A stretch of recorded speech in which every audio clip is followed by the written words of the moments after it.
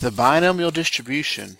This is a particular discrete random variable, or the distribution of a particular discrete random variable. It has a lot of applications, and it's one of the more popular discrete distributions. Now, the starting place in talking about the binomial distribution is to talk about a trial. And a trial is just a repetition of an experiment. Now, there's a particular trial out there called the Bernoulli trial, and it has two possible outcomes. So here's some examples. A medicine's effective or not. Somebody prefers cola 1 or cola 2. You win or lose a game, heads or tails, and flipping a coin. Those are all Bernoulli trials. Now, a couple of things about Bernoulli trials. We define them with the following criteria. We call one of them a success, one of the outcomes a success, and one of the outcomes a failure. Okay? Now, these are just nominative terms. They don't carry with it, goodness or lack thereof. We're just going to label one of the outcomes a success and one of them a failure. We're going to call a variable x 1 if we have a success, 0 if we have a failure, and we're going to let pi be the probability of success. So because there's only these two outcomes, the probability that x equals 1, or the probability of success, is pi, and the probability that x equals, this should be a 0 here. I need to edit that. The probability that x equals 0 would be 1 minus pi, using the complement rule.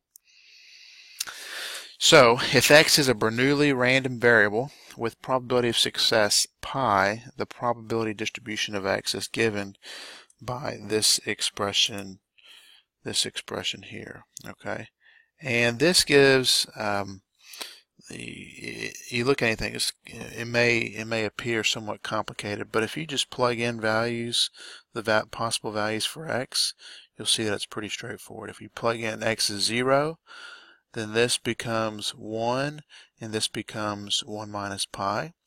And so the probability x is 0 is 1 minus pi, and that's how we've set it up. And so with these conditions here on the success probability and failure probability, that forces this kind of probability distribution for a Bernoulli random variable. Now, we don't want to hang around the Bernoulli distribution very long. We want to move to what's called the binomial distribution.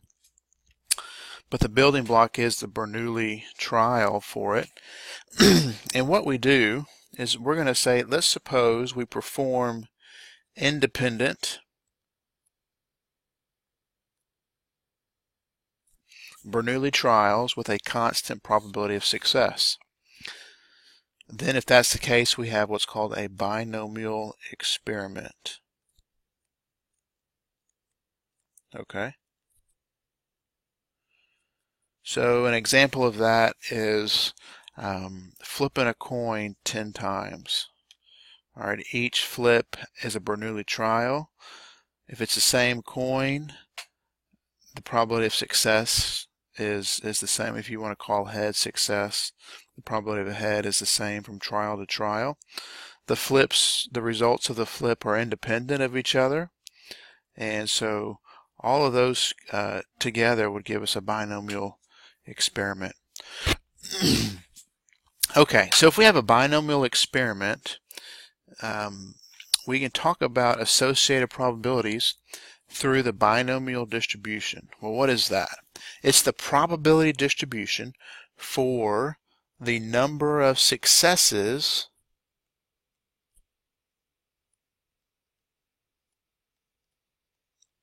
in a sequence of independent Bernoulli trials. Okay, so for example, if I flip a coin 10 times, it might be and I call x, or in this case, let's call y. If we let y be the number of heads seen out of the 10 flips, then y could be 0 or 1 or 2 or 3 or all the way up to 10. And we would like to describe the probability that y is 0, the probability that y is 1, and so forth. We want to know something about that probability distribution. This formula gives me those probabilities. This is called the binomial probability formula, sometimes called the binomial mass formula. Here in this formula, again, kind of following notation from before, capital Y is the random variable. Little y is an arbitrary realization of that variable.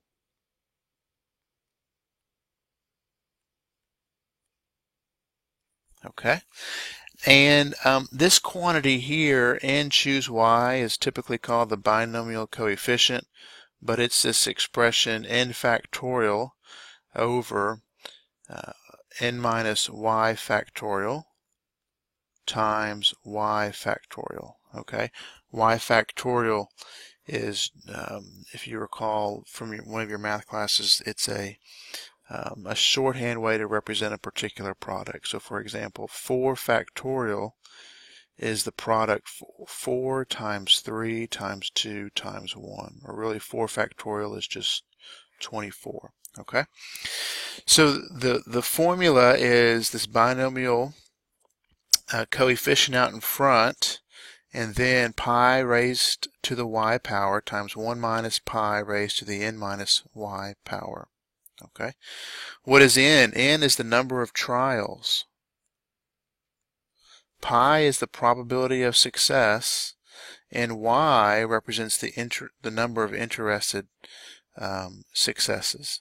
So if we want to know something about, if we flip a coin 10 times and we're interested in the probability of seeing 7 heads, that's what we plug in for little y into this formula.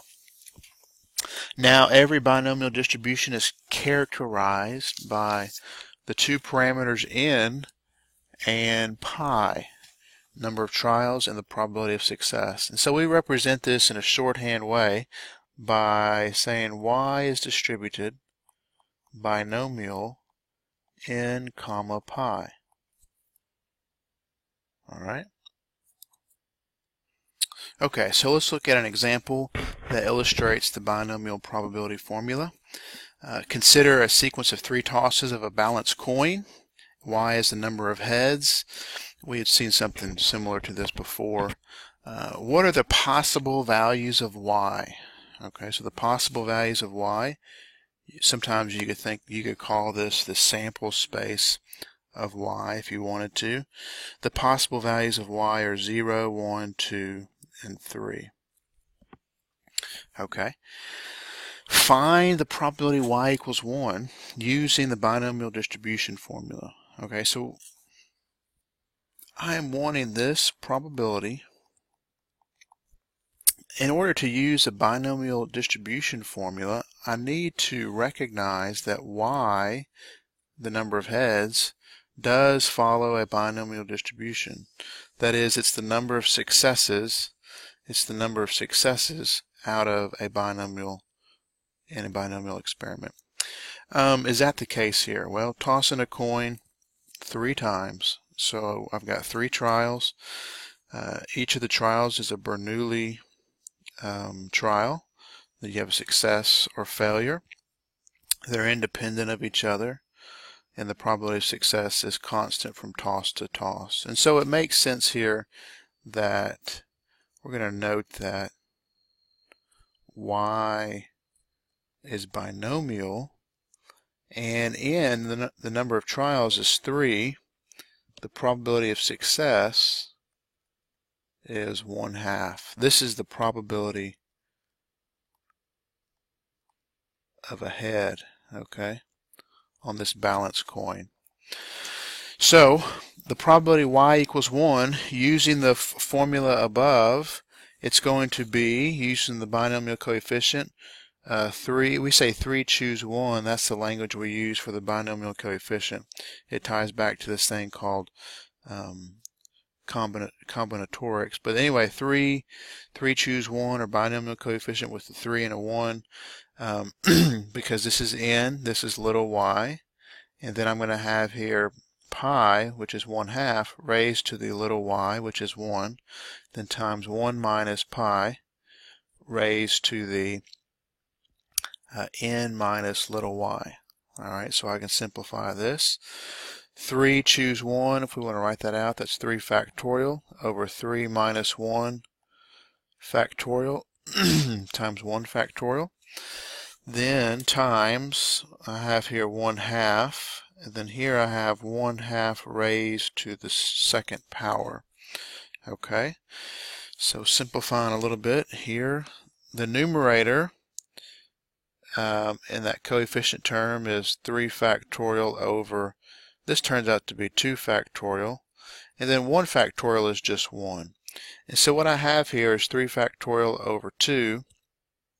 This is 6, 3 times 2 times 1, divided by 2. So 6 divided by 2 is 3. And so what I have is a 3 out in, let me back up, I'm getting ahead of myself here. Let me simplify the 1/2 part. This is going to be 1/2 raised to the third power. And so I've got, again, 3 factorial over 2 factorial is 3, and 1/2 raised to the third power is 1/8, right? Is 1/8, or we can think of this probability as 3/8 there. Okay. Think back with me. We computed this probability in an earlier setting. We did it in the introduction to discrete random variables, but we had to develop the entire sample space for this experiment in order to get that particular probability. It wasn't a big deal to do it, but the nice thing about the binomial distribution is, hey, if we recognize something that follows a binomial distribution, we can use this formula here to get at any probability. Okay, so moving along, 3 facts about the binomial distribution. One is that the mean is n times pi. This is sometimes called the expected value, but we'll call it the mean. The variance of y is n pi times 1 minus pi. Okay. Now the way we think of these quantities, or in particular let's think of the mean, this is in some sense it's the long run average for y. That is, if we were to perform a binomial experiment many times, and over those many times we would compute the sample mean from those experiments, that value would begin to approach n times pi. Okay, so we think of that as the long run average. The variance of y describes the dispersion or the variability in the binomial distribution, and the standard deviation of y is just the square root of that variance term.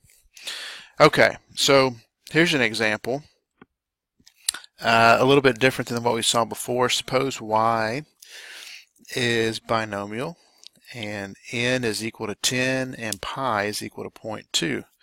Then this is the probability histogram for it. This is the picture for it. It says that the probability y is 0 is just a little bit above 10%. The probability y is 1 is roughly 0.27. The probability that y is 2 is 0.3, and so forth. And so this gives a sense of a plot for a binomial distribution. One thing I do want you to notice, that if the probability of success is small, then we're going to have a binomial distribution that's somewhat right skewed. The bulk of the probability content is going to be on lower values. It's going to be on lower values because pi is so low there. All right. Okay. So, moving along here to an application.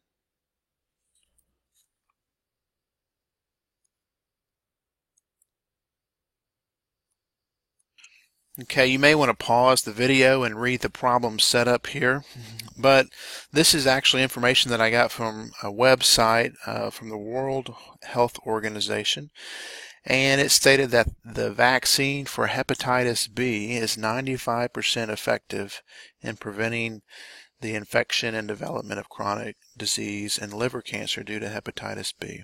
All right, so in some sense this is kind of like a success rate.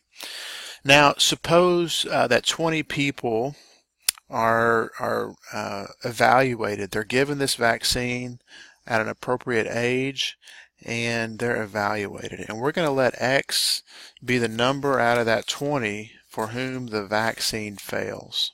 All right. And so with some basic assumptions, it seems reasonable that the binomial experiment would come into play here, unless the way these 20 were gathered.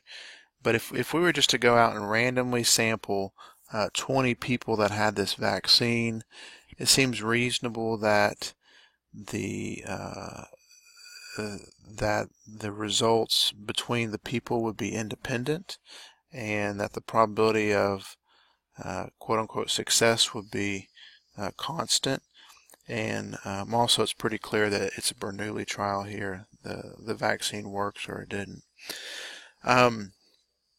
What I want to do is I want to let X be the number of times the vaccine fails. And so here, with all that, with that designation for X and the assumptions set forth, it seems reasonable to assume that the probability distribution of X is binomial. Let me change that to a pen. Is binomial, and N is going to be equal to how many are in the trial, or how many trials are there? There's 20. And what's the probability of success? Now here, a success is clearly just nominative. A success is the vaccine fails.